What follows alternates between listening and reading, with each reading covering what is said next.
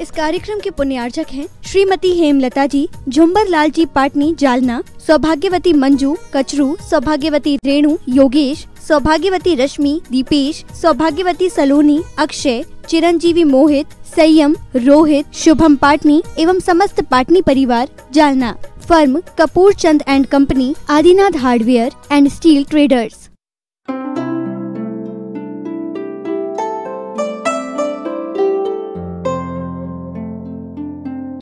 तभी दूसरा और प्रसंग हमने पढ़ा था, उसमें ये कहा गया था सारे तेल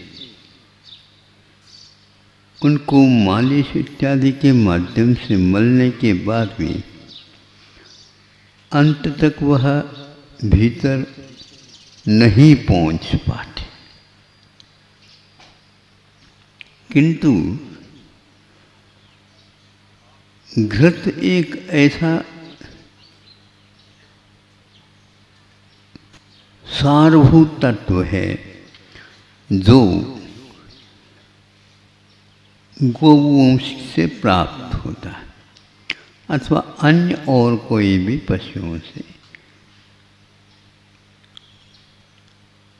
किंतु इसकी लीला, इसका स्वभाव और इसका परिणाम कुछ अलग ही होता है।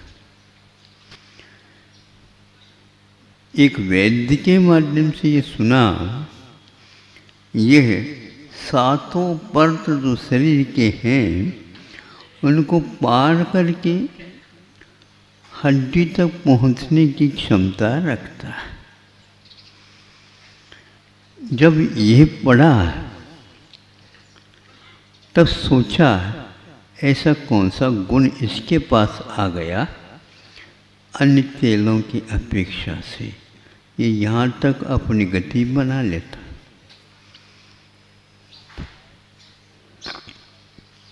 क्योंकि इसने बहुत बड़ा तप किया, उसके फलस्वरूप इसको इतनी क्षमता प्राप्त हो गई। और जितने भी तेल हैं उन लोगों ने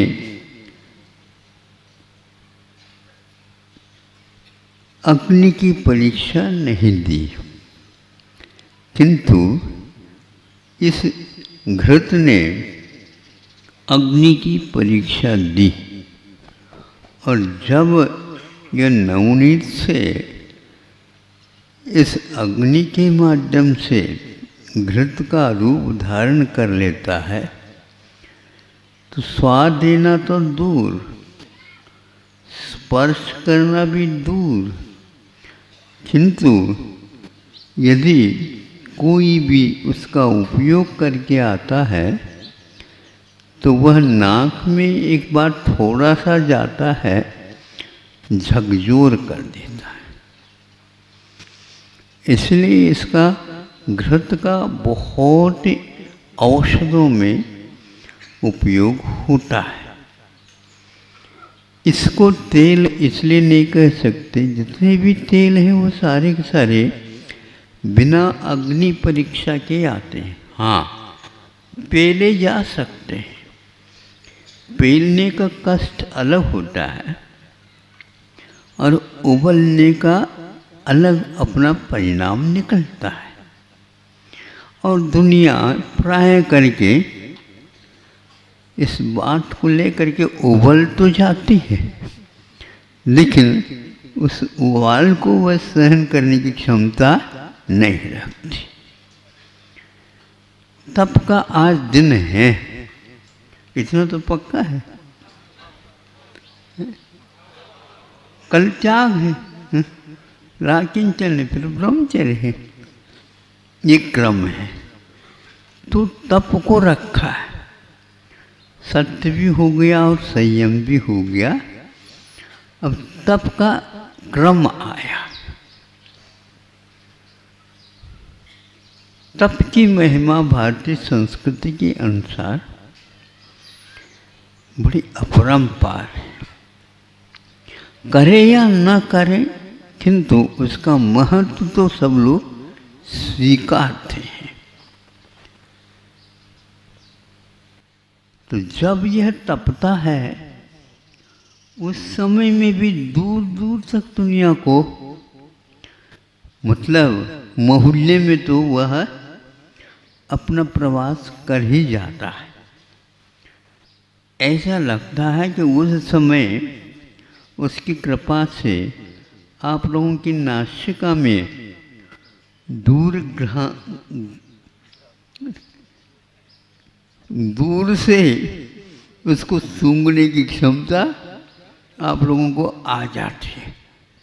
ये उसका तप का परिणाम है क्या आप लोगों की इंद्रिय वशता है, मैं नहीं कह सकता।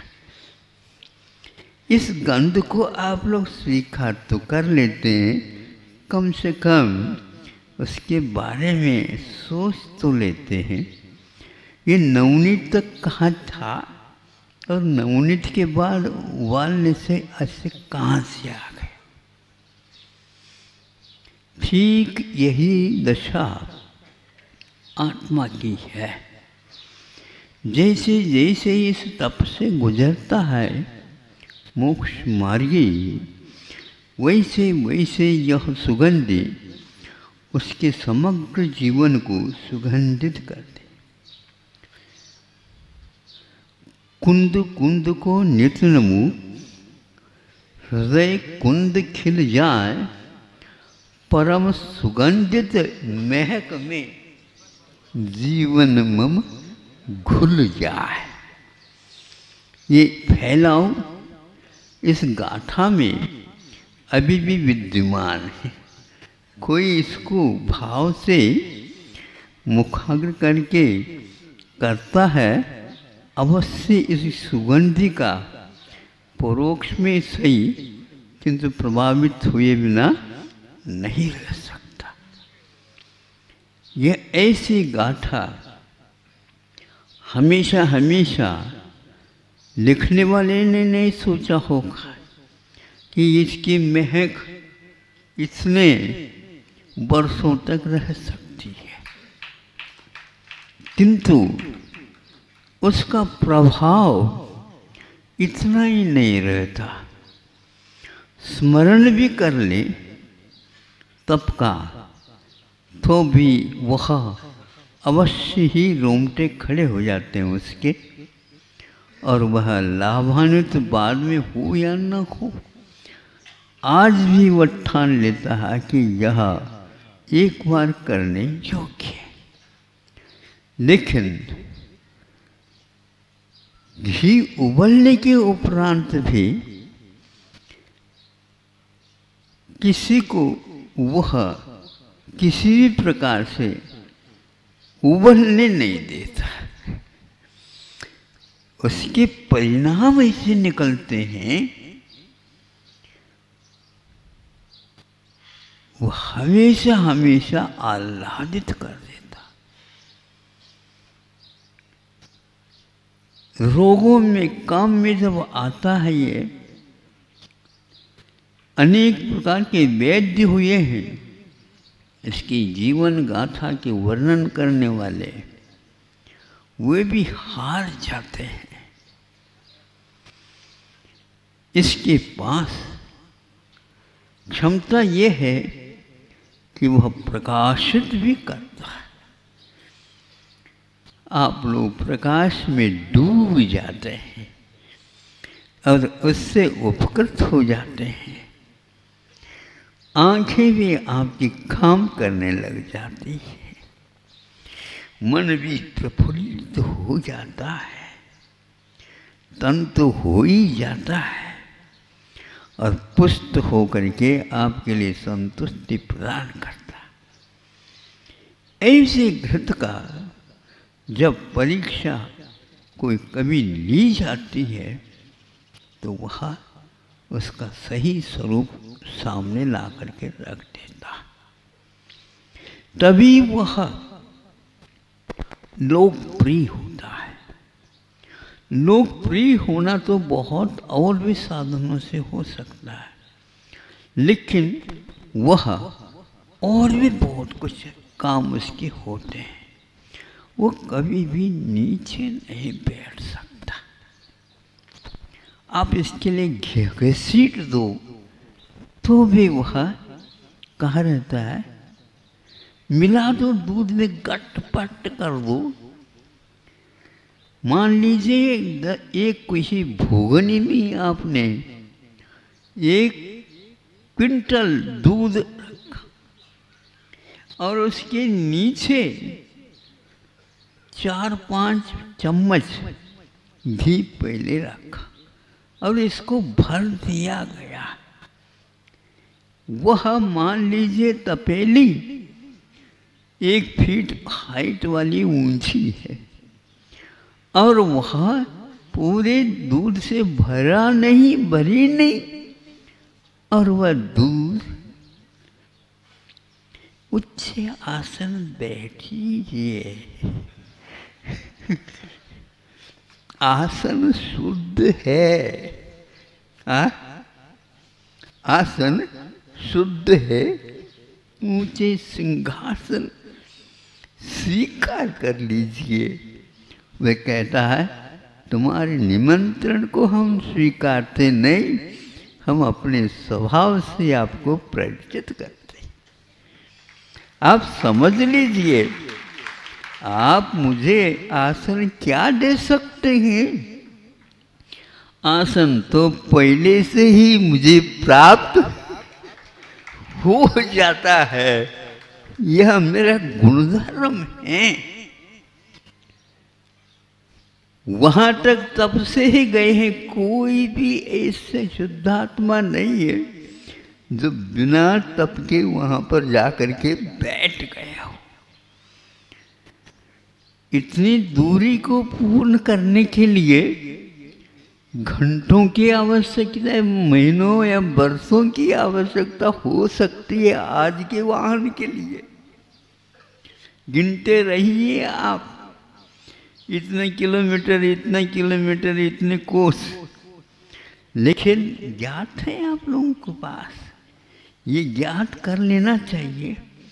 यहाँ सिद्ध बनते हैं और वहाँ पर पहुँच जाते हैं। कितना समय लगता, भाग करके जाते होंगे क्योंकि यहाँ पर बहुत बेचैनी है। जैसे आप लोग गर्मी और सर्दी और अन्य कालों में वहाँ उस स्थान में अच्छा नहीं लगता, भाग जाते हैं। इसी प्रकार ये भी भाग गए होंगे? नहीं, वह भाग नहीं सकते, अंधकार को भगा देते हैं। उनके पास कोई अंधकार टिक नहीं सकता। अंधकार भी प्रकाश में लीन हो जाता है। आलोक उसका स्वभाव। आलोकांतात, लोक के अंतिम समय, अंतिम भाग तक जाकर के स्वयं भू कहलाता है। स्वयं भवति स्वयं भू, दूसरे से नहीं। यह शक्ति उसे हासिल हुई है। अब यह सिद्धार्थ अनंत परमेष्टि को भी उपलब्ध नहीं है। इसके लिए आराधना की आवश्यकता और है उनको, और आपके लिए तो बहुत ही आवश्यकता है। अभी आप लोग इससे परिचित स्वभाव से नहीं हुए हैं। पढ़ करके भी इस स्वभाव से परिचित होना बहुत कठिन हो जाता है। आप मंत्र तो शुद्ध कर सकते हैं, लेकिन मंत्र को किसी भी प्रकार से उस रूप में स्वीकार नहीं कर सकते जब तक आपके भीतर ये बैठेगा नहीं। ऐसे वहाँ पर जाकर के बैठे, एक समय में पहुँच जाते हैं। कोई खूबी हो तो बताओ, संसार में ऐसे कोई वाहन हो तो नहीं है। तो एक समय में यदि भाग करके गए होंगे, नहीं, वो कभी भागते नहीं, दौड़ते नहीं, ये जागते हैं। एक बार जागरण होता है, अनंत को जानने की क्षमता है, तो अनंत को जानने के लिए अनंत वीर की भी आवश्यकता होती है और शक्ति के भी स्वामी बनते हैं। इस प्रकार इस तप के बिना आज तक किसी ने उस शुद्धत्व को प्राप्त नहीं किया और आगे भी कोई ऐसा नहीं कर सकता और वर्तमान में भी ये कार्य नहीं हो रहा है। होगा तो वह तप को स्वीकार करके ही होगा। अब वैसे ही वैसे दूध को रखो तो नहीं होगा। दूध को जमा करके दही के रूप में रखो तो नहीं होगा। फिर नवनीत को ला करके रख दो तो भी नहीं होगा। यह पूरी पंचकल्याणक होते हैं तो पंचकर्म इसमें आवश्यक होते हैं, तभी जाकर के यह निष्पन्न दशा प्राप्त होती है। जब कभी भी गर्मी हुई तभी वर्षा होती है। जब स्वयं शरीर से पसीना बहेगा तभी जा करके भीतरी गर्मी को वो शांत करेगा। ऐसे तप के द्वारा तन को भी काया को भी जो कंचन का रूप प्रदान करते, यह केवल रत्नत्रय का परिणाम नहीं, जो जाया ध्यायिए ध्यान मग्न, ध्यान रूपी अग्नि के द्वारा ही ये ध्यान किया जा सकता। ऐसे ध्यान करने के फलस्वरूप और तप के लिए तप का एक भेद ध्यान रखा। 12 तपों में यह एक तप है, अंतिम तप है। इसलिए ध्यान का और तप का बहुत गठबंधन है। इसलिए इसका वर्णन करने के लिए उमा स्वामी महाराज जी ने एक अलग ही सूत्रों की रचना करके उनका व्याख्यान किया है और वह तपसा निर्जराच, यह सूत्र लिखा है। तप के द्वारा संवर ही नहीं होता, विशेष रूप से निर्जरा भी होती है, तो जन्म जरा मृत्यु को भी नष्ट कर देती। ऐसी तप की महिमा हम वचनों से क्या कह सकते हैं। बड़े बड़े तपस्वियों ने तप को स्वीकार करके उसके एक थोड़ा से अंश को हमारे सामने रखा।